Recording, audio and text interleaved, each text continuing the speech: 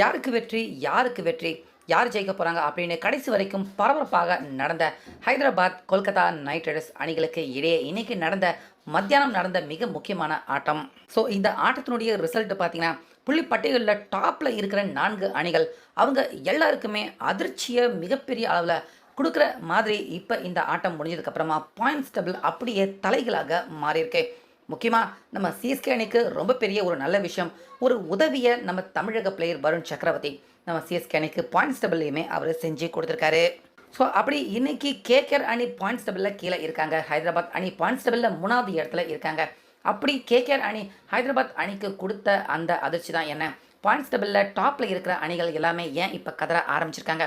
வருண் சக்கரவர்த்தி நம்ம சிஎஸ்கே அணிக்கு செஞ்சு கொடுத்த நல்ல விஷயம், இது எல்லாத்தையும் பற்றியுமே இந்த வீடியோவில் ஒன்றா பார்த்துடலாம். ஸோ அதனால் வீடியோவை ஸ்கிப் பண்ணிடாமல் அப்படியே பாருங்கள்.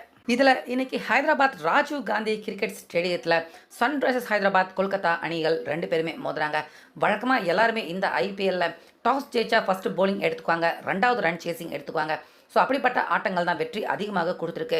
ஆனால் இன்றைக்கி ஹைதராபாத் டீம் பார்த்தீங்கன்னா டாஸ் ஜெயிச்சுமே கேகேஆர் அணிக்கு பேட்டிங் கொடுக்க போகிறாங்க அப்படின்னு பார்த்தா இல்லைங்க, நாங்களே ஃபஸ்ட்டு பேட்டிங் பண்ணிக்கிறோம் அப்படிங்கிற முடிவை எடுத்திருந்தாங்க. அதாவது ஏறக்குறைய நேற்று ஹர்திக் பாண்டியா அவர் எடுத்த அதே தவறான முடிவு தான் இன்றைக்கி ஹைதராபாத் டீம் கேப்டனான பேட் கமின்சன் அவருமே எடுக்கிறாரு. இதில் வழக்கம் போல் அபிஷேக் சர்மா, டிராவிஸ் ஹெட் 2 பேருமே ஓப்பனராக வராங்க. இன்றைக்கி அபிஷேக் சர்மா பெருசாக அவர்கிட்ட எதுவும் எதிர்பார்க்க முடியல, ஒரு 6 ஒரு 4 15 ரனில் அவுட் ஆயிட்டாரு. ஆனால் டிராவிஸ் ஹெட் பார்த்தீங்கன்னா அதிரடியாக விளையாடுறாரு. சுமார் 200 ஸ்ட்ரைக் ரேட்டில் குறையாமல் பவர் பிளே முழுக்கம் டிராவிஸ் ஹெட் அவருடைய ஆதிக்கத்தை செலுத்துறாரு. ஸோ இதனால் ஒரு விக்கெட் விழுந்தாலுமே ஹைதராபாத் அணியின் ஸ்கோர் பார்த்தீங்கன்னா கண்ணா பின்னான்னு உயருது. பத்தாக்குறைக்கு இஷான் கிஷன் அவருமே அவருடைய பங்கை சிறப்பாக ஆடுறாரு. அவரும் அதிரடியாக தடால் புடால்னு அடிக்க 42 ரனில் இஷான் கிஷன் பார்த்தீங்கன்னா திடீர்னு அவுட் ஆயிறாரு. அதே போல் Travis Head half century complete பண்ணார். 61 ரனில் டிராவிஸ் ஹெட் அவருமே அவுட் ஆகிறாரு. ஸோ இவங்க 2 பேரும் இருந்த வரைக்கும் ரன்ஸ் பார்த்தீங்கன்னா நல்லாவே வந்துச்சு. கிட்டத்தட்ட 10 ஓவருக்கு 117 ரன்னை கடந்தாங்க ஹைதராபாத் டீம். நிச்சயமாக குறைச்சி ஒரு 200 ரன்னை எப்படியாவது எடுப்பாங்கடா அப்படின்னு தான் நினச்சிக்கிட்டு இருந்தாங்க எல்லாருமே, அந்த மேட்சை பார்த்து எல்லாருமே. ஆனால் அதுக்கு அப்புறமாக தான் பார்த்தீங்கன்னா நம்ம வருண் சக்கரவர்த்தி பந்து போட வராரு. ஆட்டத்தில் மிகப்பெரிய திருப்பு முனையை ஏற்பட ஆரம்பிக்குது. ஏன்னா முன்னதாக சொன்னது மாதிரி டிராவிஸ் ஹெட் அவருடைய விக்கெட்டே பார்த்தீங்கன்னா நம்ம வருண் சக்கரவர்த்தி அவருடைய பவுலிங்கில் தான் அவர் வீழ்த்தாரு. ஆனால் அதுக்கு முன்னாடி அவருடைய ஓவர் எல்லாமே பார்த்தீங்கன்னா ஒரு ஓவர் போட்டார். ரொம்ப பெரிய எக்ஸ்பென்சிவ் ஓவராக தான் இருந்துச்சு வருண் சக்கரவர்த்தி. ஆனாலுமே அதில் இருந்து மீண்டு தான் வருண் சக்கரவர்த்தி ஃபர்ஸ்ட் டிராவிஸ் ஹெட் அவருடைய விக்கெட்டை தூக்குறாரு. அதுக்கு அப்புறமா சமர் ரவிச்சந்திரன் அவருடைய விக்கெட்டை பார்த்தீங்கன்னா வெறும் 4 ரனில் தூக்குறாரு அஸ்வின். அதுக்கப்புறமா வந்த வெர்மா அவருடைய விக்கெட்டையுமே 6 ரனில் தூக்குறாரு. பத்தாக்குறைக்கு மறு முனையில் அரோமா அவருடைய விக்கெட்டை சுனில் நரேன், கேப்டன் பேட் கமின்சன் அவருடைய விக்கெட்டுமே கூட பார்த்தீங்கன்னா 10 ரனில் விழுது. இப்படி அடுத்தடுத்து வந்த ஹைதராபாத் டீம் பேட்ஸ்மேன்கள் எல்லாருமே சிங்கிள் டிஜிட் ரனில் தொடர்ந்து அவுட் ஆகி வெளியேறிக்கிட்டே இருந்தாங்க. இதனால் 200 ரன் அசால்ட்டாக ஹைதராபாத் அணிக்கு வரப்போகுது அப்படின்னு பார்த்தா போட்டுன்னு இவங்க எல்லாருமே அவுட் ஆனதால் 150 கூட எடுக்க மாட்டாங்க, ஆல் அவுட் ஆகிடுவாங்க, பந்து தான் மிச்சம் கிடைக்க போகுது அப்படிங்கிற மோசமான நிலைமைக்கு ஹைதராபாத் தள்ளப்படுறாங்க. ஸோ ஆனாலுமே ஒரு மாதிரி கடைசி ஓவர் வரைக்கும் மேட்சை நகர்த்தி கொண்டு போனாங்க. ஆனால் 165 ரன்கள் எடுத்து கடைசி ஓவர் கூட விளையாட முடியாமல் ஹைதராபாத் டீம் ஆல் அவுட் ஆகிறாங்க. இதில் மிக முக்கியமாக பார்த்தீங்கன்னா நம்ம தமிழக பிளேயர் வருண் சக்கரவர்த்தி கொஞ்சம் பெருசாக எக்ஸ்பென்சிவாக இல்லை, ஆனால் 4 ஓவர் போட்டு 36 ரன் கொடுத்தாரு, 2 விக்கெட்டை வீழ்த்தினார். வருண் சக்கரவர்த்தி அவருடைய ஸ்பெல் மிகப்பெரிய உதவியாக இருந்துச்சு ஹைதராபாத் அணியை இந்த ரன்னுக்கு உள்ள சுட்டுறதுக்கு. ஸோ இதுக்கப்புறமா ரன் சேசிங்க்கு வராங்க கேகேஆர் அணி ரன் சேசிங்காக வர்றப்ப அஜிகே ரஹானே, ஃபின் ஆலன் 2 பேருமே வந்தாங்க. 2 பேருமே நல்ல துவக்கத்தை கொடுத்தாங்க.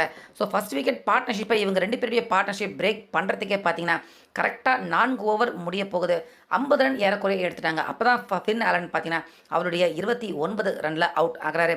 அதுக்கப்புறமா உள்ளே வந்த ரகுவன், அஜிகே ரஹானே 2 பேருமே சிறப்பாக விளையாண்டாங்க.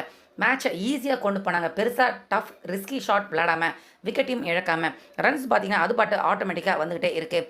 முக்கியமாக ஹைதராபாத் அணி பக்கம் எல்லாருமே ரொம்ப பெரிய அளவில் நம்பின கேப்டனான பேட் கமின்சன் அவருடைய ஓவர் மேப்காக கூட பார்த்தீங்கன்னா ரொம்ப எக்ஸ்பென்சிவ் ஓவராக தான் தொடர்ந்து பேட் கமின்சன் அவருடைய ஓவருமே அமைஞ்சிருந்தது. பத்தாக்குறைக்கு பேட் கமின்சன் அவராலையுமே பார்த்தீங்கன்னா பெருசாக இம்பாக்ட் கிரியேட் பண்ண முடியல, ஒரு விக்கெட் தான் எடுத்தார். இப்படி இருக்க அஜிகே ரஹானே ஹாஃப் செஞ்சுரி நெருங்கி போயிட்டு இருந்தார், அடிச்சுவார் அப்படின்னு பார்த்தா 43 ரனில் அஜிகே ரஹானே அவுட் ஆக ரகுவன் ஹாஃப் செஞ்சுரி கம்ப்ளீட் பண்ணார். கொஞ்சம் ஸ்லோவான இன்னிங்ஸ் தான், ஆனாலுமே 59 ரனில் அவருமே அவுட் ஆகிறாரு. ஸோ அதுக்கப்புறமா வந்த ரிங்கு சிங், கேமரன் கிரீன் இவங்க 2 பேருமே மீதி இருக்கிற ஆட்டத்தை ரொம்ப ஈஸியாக முடிச்சிட்டாங்க. ரிங்கு சிங் அபாரமாக விளையாண்டாரு. 22 ரன்கள் எடுத்து கொடுத்தாரு. இதனால் கேகேஆர் அணி கடைசியாக இந்த மேட்ச்சில் ஜெயிக்கிறாங்க. அதுவும் எப்படி ஜெயிக்கிறாங்க எடுத்துக்கிட்டிங்கன்னா, கிட்டத்தட்ட 7 விக்கெட் வித்தியாசத்தில் ஒரு ஓவர் மிச்சம் இருக்கிறப்பவே அபாரமான வெற்றியை ஹைதராபாத் அணிக்கு எதிராக கேகேஆர் அணி பதிவு பண்ணுறாங்க. ஸோ இந்த ஆட்டத்தினுடைய ரிசல்ட்டு பார்த்தீங்கன்னா, இப்போ பார்த்ததுக்கு அப்புறமா முக்கியமாக பாயிண்ட்ஸ் டேபிளில் எடுத்து பார்க்குறவங்களுக்கு டாப் 4ல் இருக்கிற மிகப்பெரிய ஜாம்பவான் டீம்கள் அவங்க எல்லாருக்குமே சற்றே கொஞ்சம் அதிர்ச்சி ஏற்பட தான் ஆரம்பிச்சிருக்கு. ஏன்னா பஞ்சாப், ஆர்சிபி, அதுக்கப்புறமா இப்போ ஹைதராபாத், ராஜஸ்தான், இந்த 4 டீமும் தான் இந்த ஆண்டு ஐபிஎல்லை பொறுத்த வரைக்கும் பார்த்தீங்கன்னா பயங்கரமாக ஆதிக்கம் செலுத்திக்கிட்டு இருக்க டீமாக இருக்குது. நம்ம எல்லாருமே பார்த்துருக்கோம். ஆனால் இப்போ 2ஆம் பாதி ஐபிஎல் ஆட்டங்கள் நடக்க ஆரம்பிச்சிருக்கு. டாப் 4ல் இருக்கிற டீம் எல்லாருமே டாப் கீழே இருக்கிற அணிகள் இவங்க எல்லாருக்கிட்டையுமே தொடர்ச்சியாக தோல்வி அடைகிற ஆட்டங்கள் அடுத்தடுத்து நடந்துகிட்டு இருக்கு. நம்ம எல்லாருமே அதை பார்த்துக்கிட்டு இருக்கோம். ஸோ அந்த லிஸ்ட்டில் ஹைதராபாத் டீம் எவ்வளோ வலுவாக இருந்தாங்க, தொடர்ச்சியாக 5 வெற்றிகளை அடைஞ்சு பாயிண்ட்ஸ் டேபிளில் கீழே இருந்த ஹைதராபாத் இப்போ 3வது இடத்துல இருக்காங்க. ஆனால் அதே நேரத்தில் கீழே இருக்கிற கேகேஆர் அணி அடுத்தடுத்துன்னு 3 வெற்றிகள் இந்த ஆட்டத்தின் வெற்றியின் மூலிமா தொடர்ச்சியாக 3வது வெற்றியை கேகேஆர் அணி பதிவு பண்ணியிருக்காங்க. முக்கியமாக ஹைதராபாத் அவங்க 5 வெற்றி தொடர்ச்சியான வெற்றிக்கு முற்றுப்புள்ளி வச்ச கேகேஆர் இப்போ ஹைதராபாத் டீம் அவங்களுக்கு அதிர்ச்சி கொடுத்தது மட்டும் இல்லாமல் பாயிண்ட்ஸ் டேபிளில் இருக்கிற 4 டீமுக்குமே இப்போ ஹைதராபாத் டீம் பாயிண்ட்ஸ் டேபிளில் கீழே இருக்கிற மோசமாக விளையாண்டுக்கிட்டு இருந்த கேகேஆர் அணிக்கிட்ட தோல்வி அடைஞ்சது அதிர்ச்சியை ஏற்படுத்தியிருக்கு. ஏன்னா மேலே இருக்கிற எல்லா அணிகளுமே அடுத்தடுத்துன்னு சின்ன சின்ன டீமுக்கிட்ட தோல்வி அடைஞ்சிக்கிட்டு இருக்காங்க. ஸோ அதில் ஃபஸ்ட்டு ரொம்ப பெரிய அளவில் பலன் அடைய போகிறது யார் அப்படின்னு பார்த்தீங்கன்னா நம்ம சிஎஸ்கே, அதுக்கப்புறமா பாயிண்ட்ஸ் டேபிளில் அடுத்தடுத்து இருக்கிற டீம்கள் தான். ஏன்னா நம்ம பாயிண்ட்ஸ் டேபிளில் எடுத்து பார்த்தீங்கன்னா டாப்பில் இருக்கிற டீம் எல்லாருமே ஏறக்குறைய அவங்களுடைய பிளே ஆஃப் வாய்ப்பை தக்க வச்சுக்கிட்டாங்க. எல்லாருமே அந்த 12, 13 அப்படிங்கிற மாதிரி தான் பாயிண்ட்ஸ் டேபிளில் ஸ்ட்ராங்காக இருக்காங்க. ஆனால் கீழே இருக்கிற டீம்கள் நிலைமையை பார்த்தீங்கன்னா ரொம்ப பரிதாபமாக இருக்குது. மும்பை இந்தியன்ஸ், எல்எஸ்ஜி, இப்போ தான் கேகேஆர் அவங்க 3வது மேட்சாக ஜெயிக்கிறாங்க. இப்படி எல்லாருடைய நிலைமையும் ரொம்ப பரிதாபமாக இருக்குது. மேலே இருக்க டீம் எல்லாருமே அசால்ட்டாக அடித்து தம்சம் செஞ்சுக்கிட்டு போயிட்டே இருக்காங்க.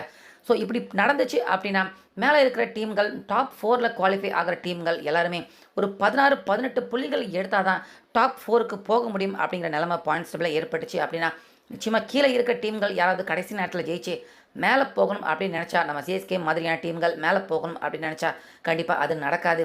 அப்படி அது நடக்காமல் இருக்கணும் அப்படின்னா இந்த மாதிரி மேலே இருக்கிற டீம்கள் அவங்க எல்லாருமே கொஞ்சம் அப்பப்போ தோல்வி அடையணும். இப்போ கேகேஆர் அணி அவங்க ஹைதராபாத் டீமை தோல்வி அடைய வச்சுது. இது நிச்சயமாக கீழே இருக்கிற அணிகள் அவங்க எல்லாருமே கடைசி நேரத்துலையுமே சில வெற்றிகள் அடைஞ்சா பிளே ஆஃப் வாய்ப்பை தக்க வச்சுக்கிறதுக்கான அந்த வாய்ப்பை இப்போ கேகேஆர் அணி ஹைதராபாத் டீம் அவங்களுக்கு எதிராக ஏற்படுத்தியிருக்காங்க. ஸோ இதனால் அடுத்தடுத்து டாப் 4ல் இருக்கிற டீம்கள் அவங்க எல்லாருமே தோக்காமல் வந்த அவங்க எல்லாருமே 2ஆம் பாதியில் தோற்க ஆரம்பிச்சுக்கிட்டு வராங்க.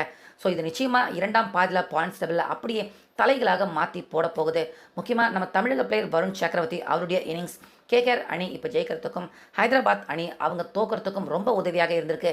நம்ம சிஎஸ்கே டீமுக்கும் அது ரொம்ப பெரிய அளவில் நல்ல விஷயம், குட் நியூஸாகவும் இருந்திருக்கு. அந்த வகையில் 5 வெற்றிக்கு அப்புறமா இப்போ ஹைதராபாத் அணி ஒரு தோல்வியை சந்திக்கிறாங்க. ஸோ இந்த தோல்வி நிச்சயமாக அடுத்தடுத்து அவங்களுக்கு இன்னும் நிறைய தோல்விகளை கண்டிப்பாக தரத்துக்கான வாய்ப்பு இருக்குது. கேகேஆர் அணி அவங்களும் ஒருவேளை பிளே ஆஃப் ரேஸுக்குள்ளே வந்துருவாங்க போல இருக்குது. ஸோ இன்றைக்கி பரபரப்பாக நடந்த இந்த ஆட்டத்தினுடைய ரிசல்ட்டு சிஎஸ்கே அணிக்கும் சாதகமாக அமைஞ்சிருக்கு, கேகேஆர் அணிக்கும் சாதகமாக அமைஞ்சிருக்கு. இந்த மேட்சை பற்றின உங்கள் கருத்தை சொல்லுங்கள்.